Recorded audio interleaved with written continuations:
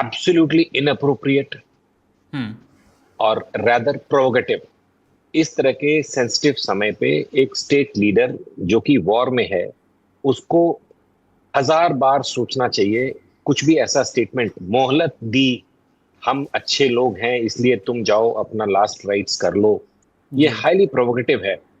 और इस तरह के समय में unwarranted, absolutely unwarranted, only Trump can do this, he is known for this. तो इसके बारे में जितनी कम चर्चा की जाए, और आप देख लें कि जो माहौल इस वक्त तेहरान में है या पूरे ईरान में, या हम्म। मैं कह सकता हूँ पूरे ग्लोब में, जो शिया कम्युनिटी है उनके अंदर जो हेट्रेड है towards western fleets in general and Trump in specific, उसको इस तरह के स्टेटमेंट सिर्फ फायर करेंगे, मतलब और आग में घी का काम करते हैं। This should have been avoided. जहां तक इस पूरे माहौल का जिक्र अगर करें तो यस, गमगीन है लोग, rightly so. He was a great leader. उनकी आइडियोलॉजीज भिन्न हो सकती थी लोगों से, लेकिन उसका ऐसा अंत एट 86 ईयर्स अनफॉर्चुनेट कहा जाएगा, टू से द लीस्ट। हम्म। और इस वजह से वो ज्यादा प्रसिद्धि पा जाएंगे। एक ये भी बात है, ज्यादा consolidation of Shias across the globe होगा, कि भाई हमारे रिलीजियस लीडर को एक बहुत ही गलत तरीके से एलिमिनेट किया गया, जबकि वो किसी का नुकसान नहीं कर रहे थे। ऐसी एक जनरल सोच है उनकी कम्युनिटी में। प्रॉक्सीज का जिक्र नहीं करते वो लोग। Now coming to the part 2, जी। जूनियर खमैनी का एब्सेंस एक बहुत major question on his existence है। हम ये बात अच्छी तरह समझते हैं as a expert of the matter कि उनका हम्म। रिस्क है, लाइफ रिस्क है। वो प्राइमरी टारगेट हैं सीआईए, मोसाद और कुछ और एजेंसीज के। उनके हम्म। अपने लोग कुछ नाराज हैं इनसाइड तेहरान, ईरान। लेकिन वर्चुअल प्रेजेंस तो नहीं रोक सकते थे। He could have given a video message और अ ऑडियो मैसेज, किसी किस्म का। ये रिटन स्टेटमेंट्स वेस्टर्न मीडिया को अगर आप मैप करेंगे मुकुंद, तो आपको देखेंगे कि वो रिटन स्टेटमेंट्स ही चल रहे हैं 28 फरवरी से आज तक। Not a single sound bite जिसको हम इमीडिएटली डिटेक्ट कर सकते हैं कि वो ओरिजिनल है, क्योंकि उनके साउंड हम्म। बाइट्स पहले के उपलब्ध हैं। तो ये उनका जो एब्सेंस है from the entire scenario, not only physical absence बल्कि वर्चुअल एब्सेंस। एक आप ऑफलाइन रिकॉर्डिंग करके मैसेज दे सकते थे। तो बिल्कुल। आई रियली होप, भगवान करे कि वो जिंदा हो। लेकिन जो मैसेजिंग जा रही है ग्लोब को, वो ये है कि आईआरजीसी अपने desperate requirements of holding on to the power in Iran, उनको जिंदा रखने की एक चर्चाएं करता है, बीच बीच में उनके नाम पे कुछ स्टेटमेंट्स देता है। लेकिन इवन आज के दिन वो चलो अपनी पत्नी के लास्ट राइट्स में नहीं जा पाए, तो उस समय वो हो सकता है उनकी कंडीशन ठीक ना रही हो। Hmm. But medical point of view से 3 से 4 महीने तक कोई बंदा अगर बीच बीच में बड़े सीरियस रिटन स्टेटमेंट्स रिलीज कर रहा है, मतलब ही इज कोहेरेंट, वो सोच पा रहे हैं, वो बोल पा रहे हैं। अगर एक होता कि भाई कोमा में है, तो कोमा में है तो कोई स्टेटमेंट नहीं आ सकता, रिटन भी नहीं आ सकता, because he can't speak, he can't think. तो इस टेक्निकलिटी को समझिए कि वो कोमा में नहीं है। By his own admission IRGC कह रहा है कि उन्होंने ये बोला है जी, उन्होंने ये बोला है, वो इस बात पे नाराज है। तो आप वर्चुअल एक साउंड बाइट, एक वर्चुअल उनका video on such a major major global happening आना चाहिए था। ये काफी क्लियर मैसेज है कि things are not good with junior Khamenei. 30 second अगर आप और देने, एक मेजर इशू और है। बिल्कुल बिल्कुल, खमैनी आप साहब जोड़िए की सर। जो हैसियत थी हम्म। ग्लोबल लीडरशिप में, जो उनका प्रेजेंस था, उस हिसाब से दुनिया ने रिस्पॉन्ड नहीं किया है। आज की भी जो सुबह से हम कार्यक्रम देख रहे हैं, वो हम्म। हेविली मैनेज्ड हैं, कंट्रोल्ड हैं, डॉक्टर्ड हैं कि क्या दिखाना है। जो एक ऑर्गेनिक फीलिंग, अटेंशन या उस तरह का होना चाहिए था, उसमें कुछ ना कुछ प्रिपरेशन दिख रहा है। और साथ के साथ वर्ल्ड लीडर्स का absence, America, England, France, China, Russia, India, कहीं का भी स्टेट हेड अटेंड नहीं कर रहा है, ये अपने आप में एक अलग दास्तां बयान करती है। जी मुको। बिल्कुल। हमारे साथ यूके देवनाथ जी भी हैं। देवनाथ जी, जाहिर तौर पर बहुत अच्छे से आशीष जी ने समझाने की कोशिश की कि मुश्तबा का आना सबको लगभग पता ही है कि उनके अपने कारण हो सकते हैं, उनकी जान को खतरा हो सकता है। उसके साथ साथ इस संशय को भी बढ़ावा मिलता है जब मुश्तबा का कोई मैसेज नहीं आता, मुश्तबा का, और खुद नहीं आते कि शायद वो अब कोमा में ही हैं या जिंदा नहीं हैं। बहरहाल, आगे आपसे समझना चाहेंगे थोड़ा मुश्तबा के बारे में भी कि पहले खबर आती है कि पत्नी के भी अंतिम संस्कार में नहीं थे, उसके बाद अब पिता के भी अंतिम संस्कार में नहीं है। जिस नैरेटिव वॉर की बात कर रहा है ईरान बार-बार और जो कि नज़र भी आ रहा है सड़कों पर, उसके बाद इस तरह से उनका गायब रहना और कोई मैसेज भी नहीं आना, क्या हम उम्मीद कर सकते हैं सर कि आने वाले कुछ वक़्त में इस तरह का कोई मैसेज आएगा? क्योंकि अभी तो ये 3-4 दिन तक पूरा प्रोग्राम चलेगा। मुकुंद जी, इसमें कोई शक नहीं है कि मुस्तफा खमेनी जिंदा हैं। हो सकता है इंजर्ड हैं। पश्चिमी मीडिया तो कई बार कह चुका है कि शायद पैर में चोट लगी है। कुछ जी। पश्चिमी सूत्र ऐसे भी भ्रामक खबरें फैला रहे हैं कि वो रशिया में हैं, प्लास्टिक सर्जरी से अपने को ठीक कराने की कोशिश कर रहे हैं। वो डेफिनेटली सामने आना चाहेंगे, लेकिन सामने आ जाएंगे तो मोसाद को, CIA को एक जीरोइंग पॉइंट मिल जाएगा और वहां से उनको ट्रैक करके पता कर लेंगे कि वो जा किस दिशा में रहे, वापस किस बिल्डिंग में या किस अंडरग्राउंड शेल्टर में चले गए। उसके बाद देखिए, ये सारा जो सेरेमनी है ये तो 9 जुलाई को खत्म हो रहा है, उनको सुपुर्द खाक कर देंगे 9 तारीख को। और दुनिया भर से जो भी डेलीगेशंस वहां गई हैं वो 10 या 11, लेटेस्ट 12 जुलाई तक चली जाएंगी।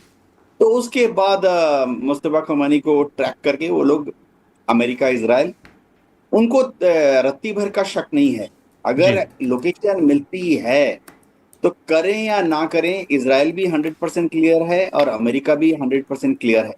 अगर एक भी रफ लोकेशन मिल जाती है, चाहे प्रिसाइज एक बिल्डिंग ना पता लगे, पता लग जाए कि उस कंपाउंड के अंदर है, उस कंपाउंड के अंदर 6 के 6 घर हैं और 6 के 6 घरों के ऊपर 6 फाइटर विमान भेजकर एक फाइटर विमान से 4 बंकर बस्टिंग बम, 24 बंकर बस्टिंग बम घुसा देंगे। ये सारे जो बॉम्ब्स होते हैं तो जाहिर बात है जमीन में 100 फुट नीचे जाके फटते हैं जी।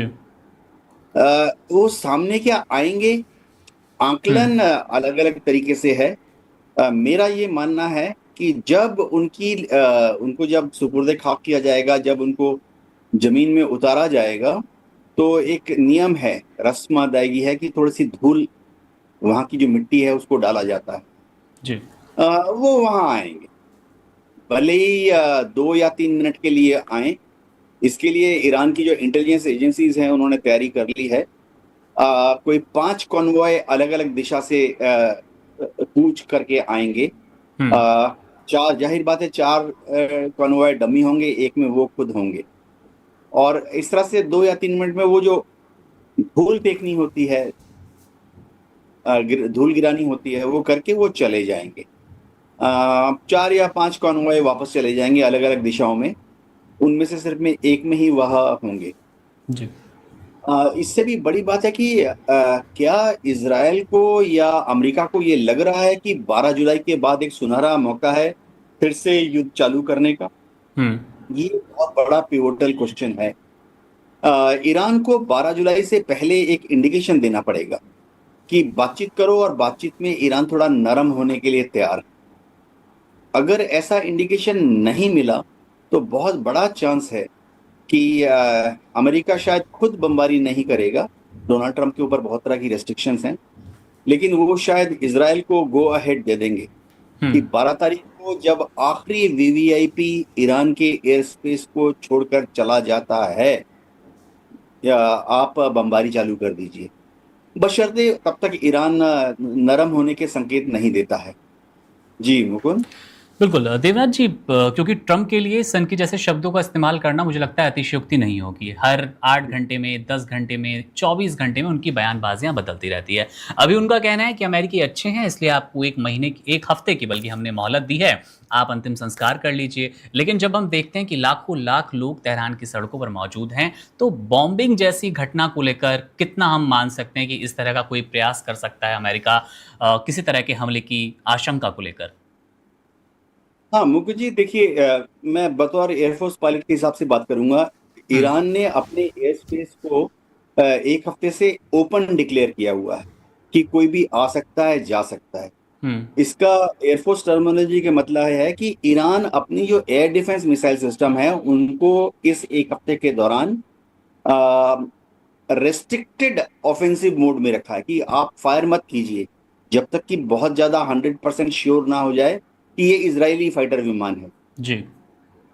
तो क्या अमेरिका की एयरफोर्स ने, क्या इजराइल की एयरफोर्स ने ईरान की एयर स्पेस पर जिनका डोमिनेंस है, उन्होंने अपनी तरफ से डिक्लेयर किया है कि कोई भी दूसरे देश का जहाज, जैसे भारत के हमारे प्रतिनिधि गए हैं कि ये लोग जब दुनिया के अभी 100 से ज्यादा देशों के प्रतिनिधि, इनका जो हवाई जहाज ईरान के एयर स्पेस में एंटर कर रहा है या 9 तारीख के बाद जब वो एग्जिट कर रहे होंगे, तो एयर स्पेस, क्या अमेरिका और इजराइल ने कोई गारंटी दी है कि वो एयर स्पेस खुला है यानी सेफ है?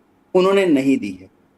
ये जो जितने देश गए हैं, जैसे 100 देश गए हैं, भारत से भी गए हैं, बिल्कुल। इन्होंने अपनी इंडिविजुअल डिप्लोमेटिक चैनल पर एम्बेसी टू एम्बेसी खबर दे दी है कि भारतीय विमान फलाने तारीख को इतने बजे अंदर जा रहा है, और ये हमने इजराइल को बता दिया और अमेरिका को, और भारतीय विमान फलाने दिन को इतने बजे वापस आ रहा है। ये हमने हमने इजराइल को और अमेरिका को बता दिया है। तो फिलहाल देखिए 100 से ज्यादा वीआईपी एयरक्राफ्ट जा रहे हैं फिर वापस आ रहे हैं। अमेरिका या भी खतरा नहीं उठाएगा कुछ हरकत करने की, और अमेरिका ने डेफिनेटली नेतन्याहू को कह दिया है कि ये 6-7 दिनों के दौरान इजराइल भी कुछ ना करे, क्योंकि अगर किसी भी देश के डेलीगेशन को, भले ही कोई बहुत बड़ा वीवीआईपी नहीं गया, कई देशों के प्रधानमंत्री नहीं गए, प्रेसिडेंट नहीं गए, किंग नहीं गए, लेकिन जो छोटे लेवल पर भी, जैसे हमने मंत्री लेवल पर भेजा है, अगर किसी देश को जाते वक्त हवा में या आते वक्त हवा में या वहां जमीन पे कुछ अनहोनी हो जाती है इजराइल की जोशीले भरे कार्रवाई से, तो बहुत बड़ा एक डिप्लोमेटिक कू हो जाएगा। दुनिया भर के सारे देश इजराइल को दरकिनार कर देंगे काफी समय के लिए। तो जो कुछ होगा हमला, वो 12 तारीख के बाद होगा। जी समझिए। बिल्कुल। फिरोज सर, आपसे सवाल है शो ऑफ स्ट्रेंथ को लेकर।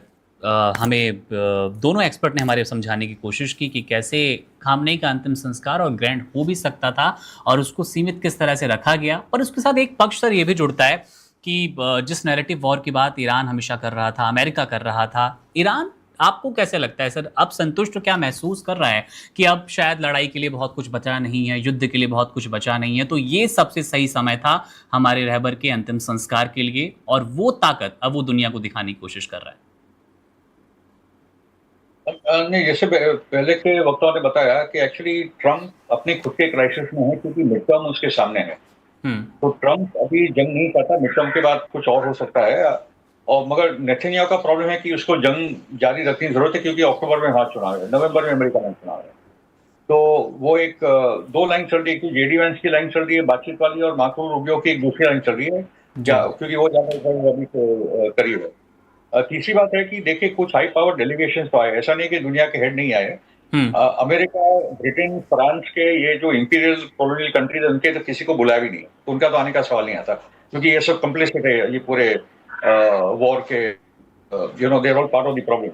बट इराक, ये पूरा जो फ्यूनरल कमेमोरेशन हो रहा है वो इराक में भी हो रहा है। ये टाइम पे ईरान और ईरान की जनता एक हो चुकी है, ये पूरे बॉर्डर खुल चुके हैं, वहां से भी लाखों लोग आ रहे हैं, यहाँ से भी लाखों लोग जा रहे हैं। नजफ और करबला में भी मैसिव होने वाला है। तो जो इराक को जो अमेरिका का वैसल माना जाता है, वो इस दौरान बहुत बड़ा मैसेज भी दुनिया को जा रहा है कि ईरान और इराक आज एक हो चुके हैं।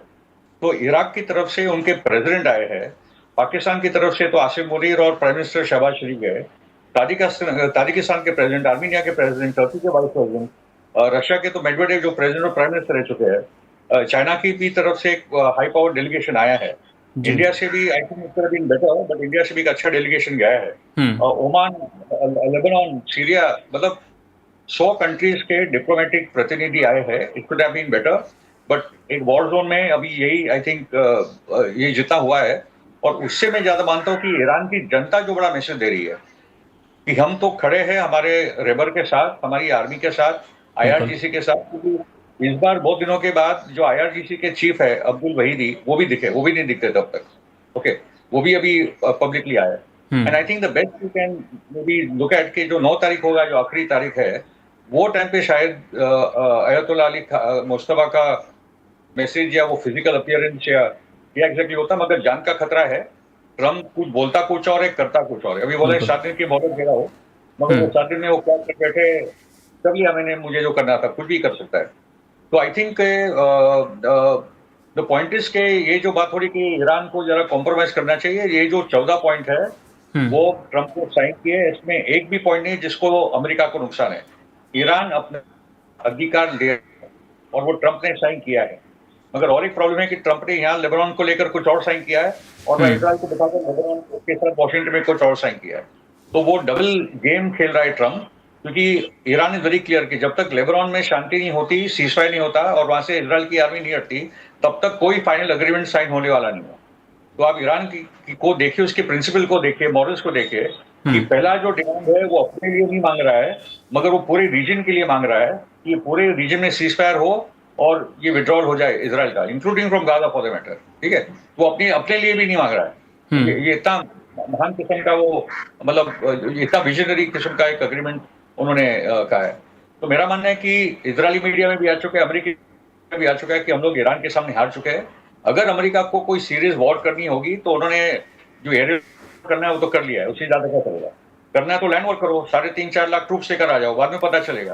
तो वो तो ये पोजीशन में है नहीं, करके देख ले, ईरान पूरी तैयारी में है। मगर वर्ल्ड वॉर 2 के बाद इतनी बड़ी हार वो चीन और कोरिया वाली जंग में हुई, फिर वियतनाम में हुई, फिर अफगानिस्तान में भी जो हाल हुआ, मगर उससे बड़ी हार एक्चुअली ईरान के सामने हो चुकी है, 40 दिन में हुई है। वियतनाम की जंग 16 दिन चली, 16 साल चली, सॉरी, ओके। मगर ये तो 40 दिन के अंदर ही अमेरिका पीछे हट गया है। सीजफायर तो खुद ट्रम्प ने मांगा है। तो आई थिंक ये जो मैसेज ईरान की जनता दे रहा है, ईरान की आर्मी दे रही है, की सरकार दे रही है, और दुनिया के 100 मुल्कों के लोग वहां गए हैं, ये बहुत बड़ा एक यूनिटी और एक ग्लोबल साउथ के लिए, और ये जो इमर्जिंग मल्टीपोलर वर्ल्ड है, ब्रिक्स के कंट्रीज है, ये हम सब लोग के लिए बहुत बड़ा दिन है, मैं तो मानता हूँ।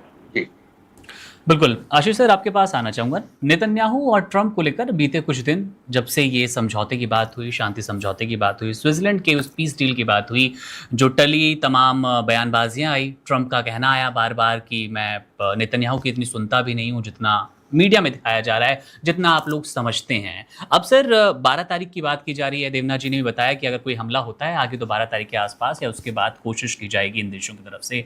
नेतन्याहू को लेकर क्या सोचते हैं सर? ईरान को लेकर क्या सोचते हैं कि ईरान क्या एक और कोशिश की तरफ बढ़ेगा इजराइल को खत्म करने के लिए, नष्ट करने के लिए, जिस तरह की दोनों देशों अमेरिका और इजराइल के बीच अब जो तालमेल है उसकी कमी को देखते हुए?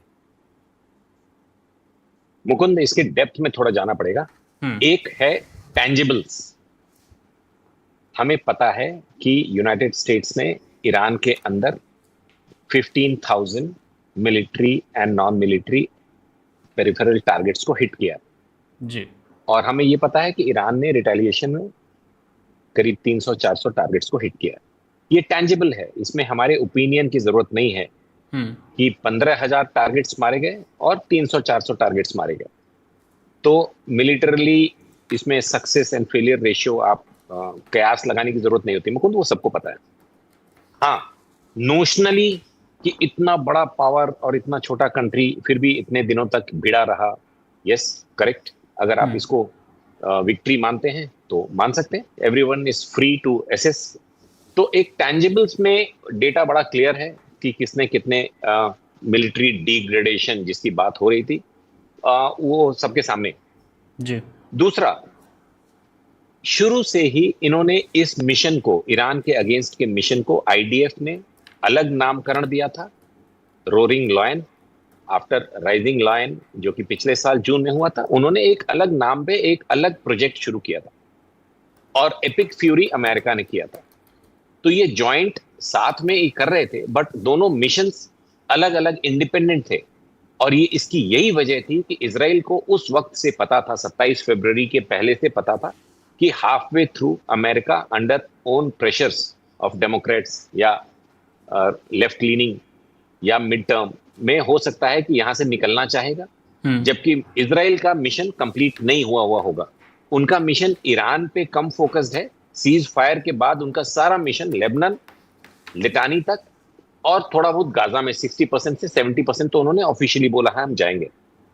तो ये जो difference of opinion regarding continuation of the war between Trump and Netanyahu, ये कोई बहुत मेजर इशू नहीं है, because end of the day in दोनों का एक कॉमन गोल है कि प्रॉक्सीज को खत्म करना है और एंटी ज़ोयन जो एक आइडियोलॉजी एक्सिस्ट करती है गल्फ में, एक्चुअली ग्लोबल, उसको काउंटर करना है। ये खत्म नहीं हो सकता Mukund, let us be very clear. ये एक मृग तृष्णा है, ये सोचना कि गल्फ में पीस रहेगा जब तक ज्यूज और रेडिकल लेफ्ट एक साथ को एग्जिस्ट करेगा, ये खत्म नहीं हो सकता, बट इसको मैनेज किया जाता है। तो इसीलिए ये जो प्रॉक्सीज का degradation, talking about Israel's withdrawal, 3 दिन पहले मुकुंद उन्होंने जिस टनल को एक्सप्लोड किया है गाजा में, ये इंटरनेशनल मीडिया का कॉम्प्रोमाइज्ड सेक्शन जो उस पर फोकस नहीं कर रहा, it is one of the biggest military activities in the world history of war.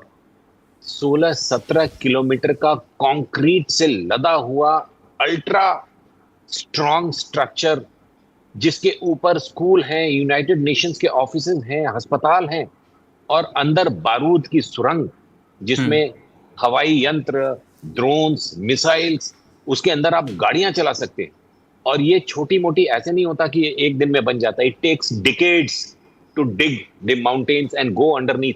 Gaza के अंदर इस तरह का टनल एग्जिस्ट करता है, और ये हमें पता चल रहा है अब 3 दिन, 4 दिन, 5 दिन पहले। B-2 और B-52 ने जो ईरान में बम्बार्डमेंट करी थी 30 मीटर 25 मीटर तक, उसके अंदर खोद के रखा है सेंट्रीफ्यूज को, जो आपके मदर ऑफ ऑल बॉम्ब्स भी वहां तक नहीं पहुंच सकते। पहाड़ों के इतने डीप में ये बॉम्ब्स रखे गए हैं। तो इनको आप बहुत पीसफुल ना समझें, sorry.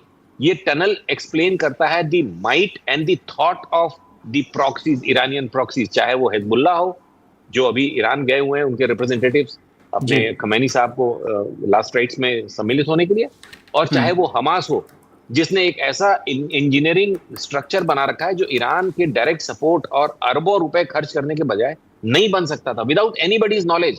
Chinese satellite, American satellites, we never knew कि इस किस्म की टनल एग्जिस्ट करती है भरी हुई, और उसको डेटोनेट करने के लिए इंजीनियर्स, 551 यूनिट है उनकी, इजराइल की कॉम्बैट इंजीनियर्स की, उनको वार्निंग इशू करनी पड़ी अड़ोसियों पड़ोसियों को कि जो ट्रेमर्स फील होंगे वो युद्ध के या एटॉमिक एक्सप्लोजन के या भूकंप के नहीं होंगे, हम एक टनल को डिस्ट्रॉय करने जा रहे हैं। Tremors of that nature to charge out the tunnel, उस टनल को डिस्ट्रॉय।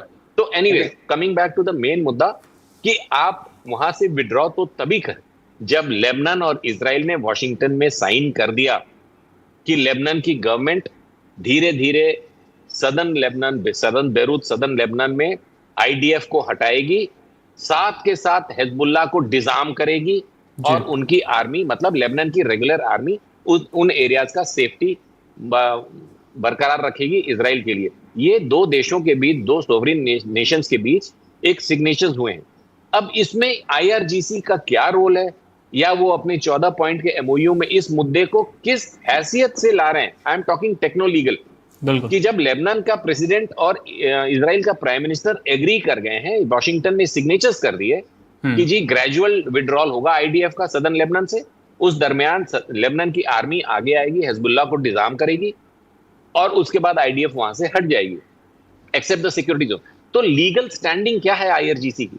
इस मुद्दे पे बेंजामिन नेतन्याहू नहीं मानने वाले, और वर्ल्ड लीडर्स भी इस मुद्दे पे, जब 2 कंट्रीज ने साइन कर दिया तो तीसरा कंट्री कह रहा है जी आप वहां पे हट जाओ, वहां से हट जाओ। कोई लीगल स्टैंडिंग यूनाइटेड नेशंस में वो क्या बोल के जाएंगे अगर दोनों नेशंस के ऑफिशियल सिग्नेटरीज ने इसको साइन कर दिया? जी Mukund. Subscribe to One India and never miss an update. Download the One India app now.